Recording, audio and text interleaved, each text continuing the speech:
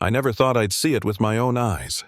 Our HOA president's white SUV rolling straight off my dock and plunging nose first into the lake water, exploding everywhere as she screamed that it was somehow my fault. Papers floated, her clipboard sank, and neighbors whispered from the shoreline while I stood there phone in hand recording the whole humiliating scene. That was the moment everything came crashing down, the moment her arrogance finally met reality. I moved out to Willow Ridge Lake for one reason: peace.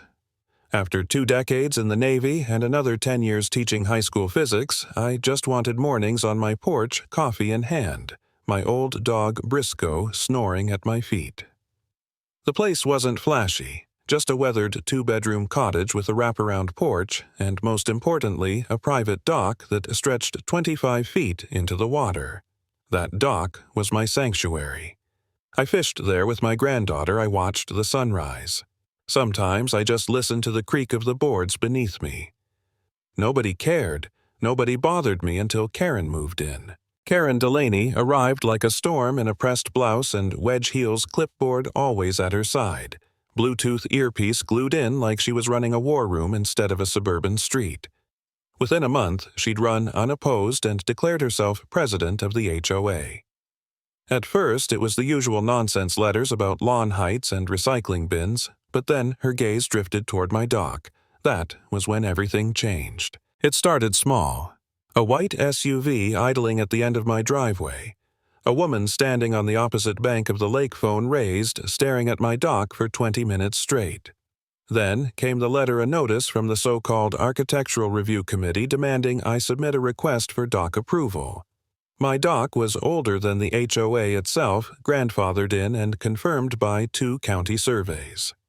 I crumpled the letter and tossed it. But Karen wasn't after facts, she was after control. Soon, she was on my property, walking straight past the locked gate and onto my dock like she owned it. I shouted, "That's private property!"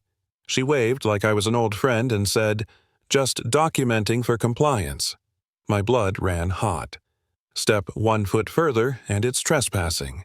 She didn't argue, but she took her pictures anyway. That night, I called my lawyer. I pulled out every document I'd kept: deeds, surveys, notarized letters, photographs dating back to the 80s. I scanned and duplicated them all. If she wanted a war of paper, I'd come armed.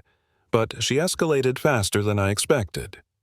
Suddenly, there was a shoreline preservation subcommittee with her as chairwoman. I started getting fines in the mail: $500 for non-compliant shoreline structure, $200 for failure to register. She even zip-tied a laminated sign to my dock post: pending review, do not use HOA property. That's when doubt crept in. I sat on the dock one evening, Briscoe's head on my knee, and I thought maybe it wasn't worth it. Maybe I should just give up. Sell the place, let her win. I was tired.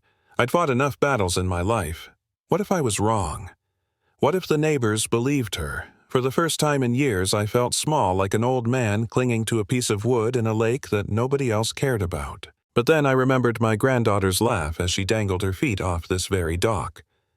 I remembered the quiet mornings when it was just me and the rippling water.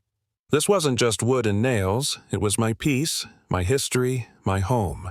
And I wasn't going to let anyone steal that. I pushed back. I installed cameras. I filed reports with the sheriff. I handed out folders of evidence to every neighbor, maps highlighted, county exemptions underlined. And, to my surprise, people listened. They admitted Karen had bullied them: 2 fines for tarps threats over shutters, lectures about American flags. I wasn't alone anymore. Even the county land office came out, surveyed the dock, and handed me a stamped letter declaring it 100% on my property. For the first time, I thought maybe the tide had turned. But Karen didn't back down. She never did. She parked across the road, just sitting in her SUV with sunglasses on, pretending to scroll her phone while making sure I saw her. She shouted from the hill about treated lumber and safety hazards. She plastered fake violation signs on my mailbox. It was harassment, plain and simple, but she carried it out with that smug smile daring me to snap. The final straw came one morning when I stepped outside and saw her SUV creeping down my driveway, wheels angled toward the dock. She stopped just feet from the planks, engine still running, brake lights glowing. Then she stepped out, phone raised, narrating like she was shooting a documentary. She was so focused on evidence that she didn't realize she'd left her car in neutral. I noticed the lurch before she did. The SUV rolled forward slow at first, then steady wood groaning beneath the weight as it climbed onto my dock. "Karen, your car!" I shouted. She spun, confusion flashing into panic, scrambling for her keys. She yanked the handle, locked. She pounded the glass, fumbled with the fob, and screamed, "No! No! No!"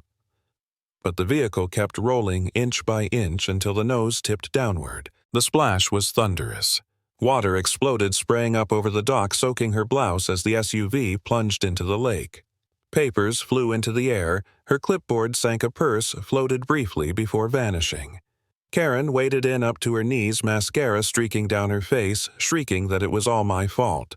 Neighbors gathered on the shore phones out recording. And me, I just held Briscoe's collar and dialed 911. The deputies arrived fast. They took my statement, watched the security footage, saw her SUV roll off the dock because she'd left it in gear. The fire department pulled the car out, dripping with lake muck reeds tangled in the bumper. Karen sat wrapped in a blanket, teeth chattering, trying to spin her failure into victimhood. But the evidence was undeniable. She'd trespassed again, endangered everyone, and humiliated herself in front of the whole community.